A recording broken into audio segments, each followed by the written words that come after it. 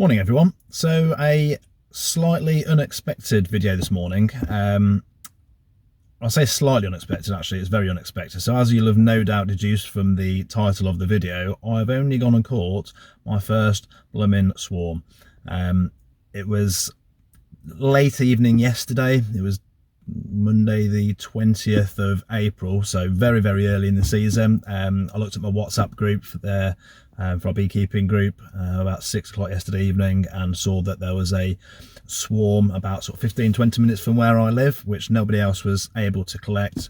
So I duly responded and said I would go and collect shortly before, thinking, what the hell am I doing? You'll see from the video what happened. I'll post the actual video after this so you can see exactly how it happened, and apologies for the quality of the actual video itself. It was shot by my wife. It was like I say, it was completely unexpected, so it was filmed purely on my phone in portrait mode, so apologies for that. Again, it was unexpected. It was late in the evening. We weren't really sure what we were doing or how we were going to go about it. It was going to be dark in sort of an hour or so by the time we got there, so it was quite an impromptu collection and video, in fact. So I'm going to get them out now, put them on to the stands. No idea how they're going to react. They were a little bit testy yesterday once I'd started to collect them. Initially very calm, but yeah, they got a little bit testy towards the end, and in fact I actually got stung on the leg as I didn't put my boots on, just kept my normal trainers on, and they managed to creep up the inside of my leg and give me a good zap. So yeah, an interesting one all around. But actually, in all fairness, it wasn't that difficult. They were sort of chest heightish, maybe a little bit lower, and they fitted pretty much perfectly well inside of a nuke box, which I just shook, as you'll see. So I'll get them out now, stick them on the stand, and we'll see what happens with them. See you in a minute.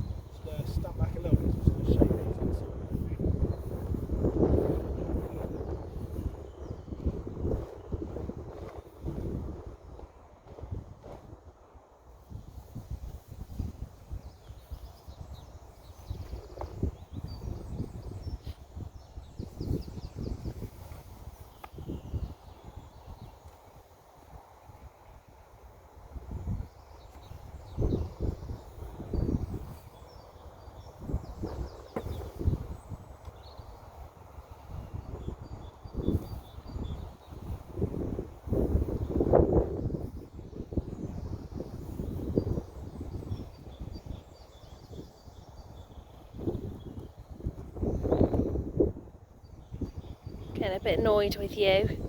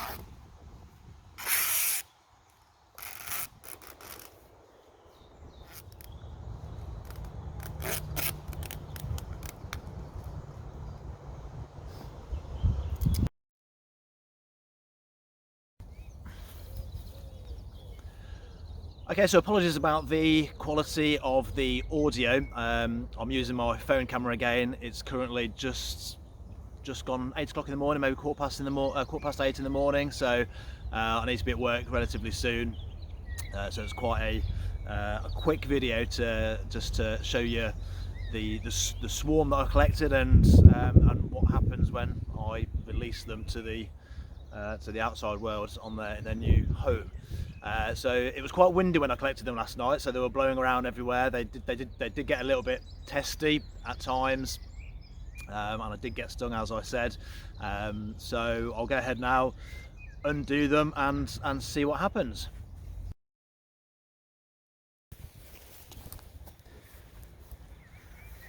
Okay, so as it's so early in the season, what I'm going to do is just give them a little bit of food.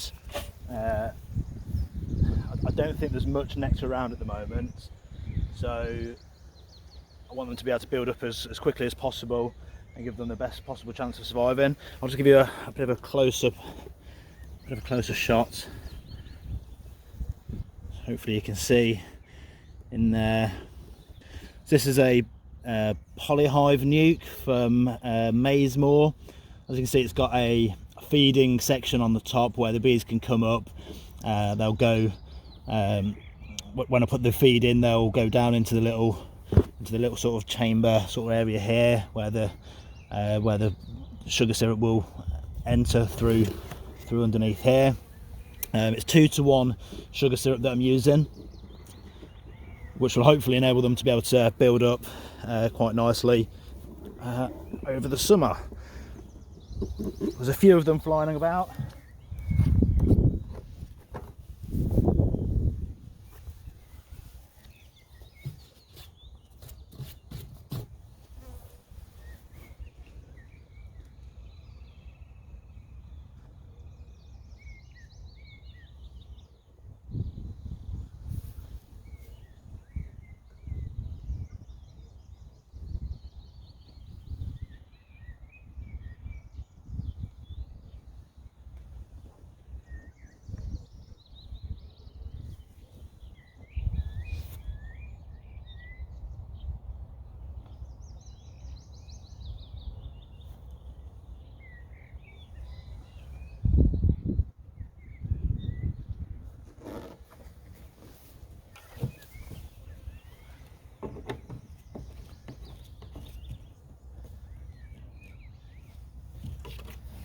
Okay, so I'll just put the lid back on.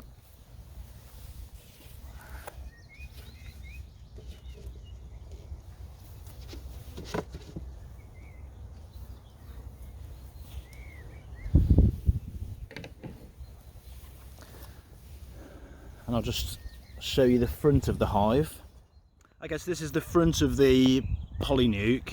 You can see that on the front there's various types of entrance that you can use. So obviously it's on the completely open entrance at the moment. The ones with the slots on are so that the bees, the worker bees, can come and go, but the queen can't get out of that one. So it's effectively like a little queen excluder. And then the other one with the small holes on is effectively for transporting. So if whenever you don't want any bees to get out, you just turn it around to that dial, so the bees can't get out, but they can still get some air inside. So that's the polyhive nuke. It was pretty simple. So I'll come back in a second and just give you a better description. Okay, so there we are, my first ever swarm, and you know what? It was much easier than I thought it would be, than I anticipated.